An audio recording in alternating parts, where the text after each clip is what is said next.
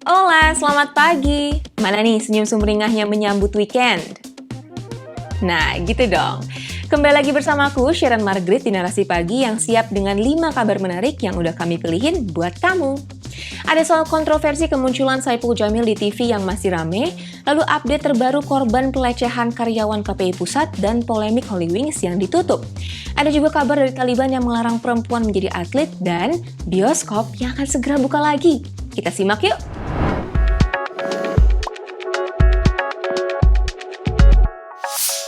Baru aja membentuk pemerintahan sementara, rezim Taliban di Afghanistan sudah mengeluarkan pernyataan kontroversial. Mereka berencana melarang perempuan jadi atlet. Jelang laga uji coba kriket antara Afghanistan melawan Australia November 2021 mendatang, isu tentang atlet perempuan mencuat. Publik mempertanyakan, boleh nggak perempuan Afghanistan jadi atlet kriket dan cabang olahraga lainnya?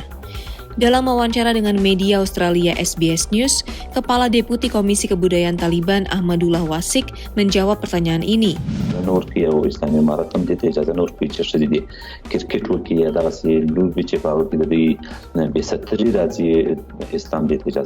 Wasik juga menambahkan, kalau di era medsos seperti sekarang, tubuh para atlet perempuan bakal jadi tontonan.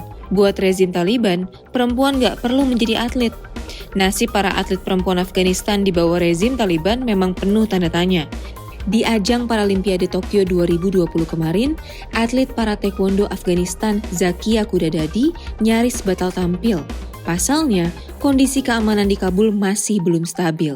Setelah dievakuasi secara rahasia, Kudadadi berhasil terbang ke Tokyo dan jadi atlet perempuan pertama yang mewakili Afghanistan di Paralimpiade. Oke, ini peraturan yang mengingatkan kita pada gaya pemerintahan Taliban di era yang lalu.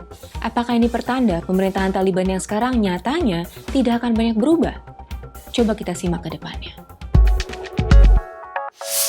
Hayo, siapa yang udah kangen nonton di bioskop angkat tangan?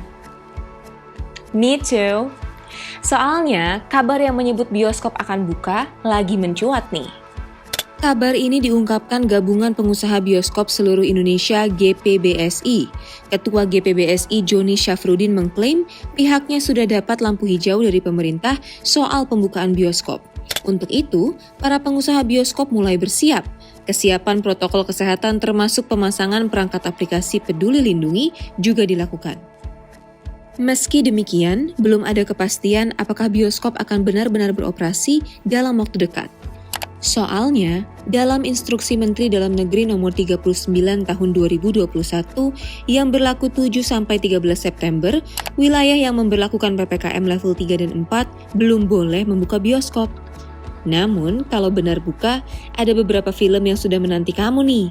Dari Marvel Studios, ada Shang-Chi The Legend of Ten Rings dan Black Widow, sementara DC Universe merilis film The Suicide Squad. Wah, nggak sabar ya nonton film-film itu. Makanya, yuk sama-sama kita disiplin protokol kesehatan supaya pandemi makin terkendali dan bioskop bisa buka lagi. MS, korban dugaan perundungan dan pelecehan seksual di KPI, mengaku mendapat intimidasi. Ia ditawari surat damai untuk mencabut seluruh laporannya. Ini terjadi saat MS dipanggil ke KPI untuk melakukan penyelidikan internal. Di situ, MS ditawari surat damai dan merasa mendapat intimidasi untuk mencabut laporannya. Hal ini dibenarkan Ketua Tim Kuasa Hukum MS, Mehbob. Nah, ternyata pas hari kedua dipanggil lagi, tiba-tiba disodorkan surat perdamaian. Itu yang menyodorkan surat perdamaian siapa ya, Bang? Ya, kalau menurut MS, pelaku terlapor itu. Mehbob juga membenarkan kalau terduga pelaku mengancam kliennya bakal dilaporkan balik menggunakan UU ITE. Ini bakal dilakukan jika MS tak mau menandatangani surat damai dan memulihkan nama pelaku. Namun, tim kuasa hukum MS menegaskan bahwa pihaknya tidak akan mencabut laporan kasus ini. Kami tetap akan agar proses hukum ini ditegakkan. Ini untuk pembelajaran dan edukasi ke publik agar kasus-kasus seperti ini terungkap. Bisa aja ini bukan hanya di lembaga KPI, ada di lembaga-lembaga lain kan. Sementara itu, kuasa hukum terduga pelaku RD dan EO membantah hal ini. Ia mengklaim kliennya tak pernah mengancam MS. Jalan terjal nan panjang MS demi mendapat keadilan ternyata belum menemui ujung. Kita berharap aparat penegak hukum dapat memproses kasus ini seadil-adilnya. Kontroversi soal tayangan Saipul Jamil di TV belum kelar. Terakhir, Ketua KPI Agung Suprio mengatakan Saipul Jamil boleh ditampilkan di TV, tapi dengan syarat. Apa tuh? Di podcast Deddy Kobuser yang tayang Kamis 9 September 2021 kemarin, Agung Suprio bicara soal larangan menayangkan Saipul Jamil di televisi. Agung mengatakan kalau Saipul Jamil bisa tampil di TV untuk kepentingan edukasi.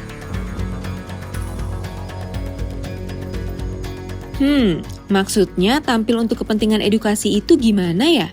Bagaimana kalau ini jadi celah untuk bisa mengundang Saipul Jamil di televisi? Pada prinsipnya itu kan dilarang tampil di televisi, tetapi dia boleh ditampilkan sebagai contoh pedofil ataupun predator, sebagai contoh buruk ya. Boleh ditampilkan bukan didatangkan gitu ya, bukan ya. Beritanya tuh tampil tapi sebagai contoh buruk. Namun Komisioner KPI Nuning Rodia punya pendapat yang agak berbeda nih. Kalau ada pernyataan dari Pak Agung kan, boleh asalkan memberikan edukasi kan gitu. Kan harus melihat konteksnya. Edukasi dalam hal ini adalah ketika Saipul Jamil merasa ataupun menyampaikan penyesalan terhadap perbuatan yang telah dia lakukan.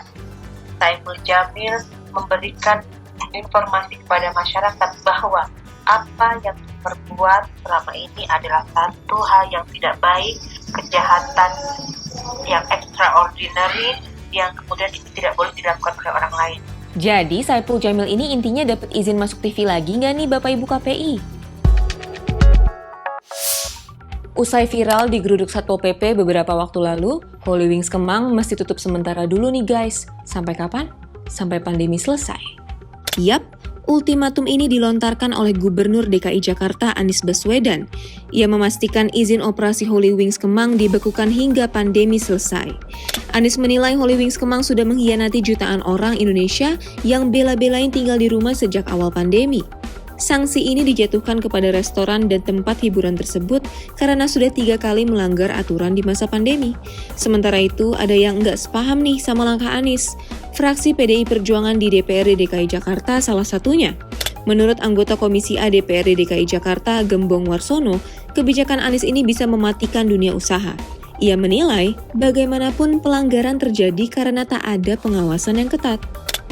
Selain PDIP, Perhimpunan Hotel dan Restoran Indonesia atau PHRI juga keberatan nih.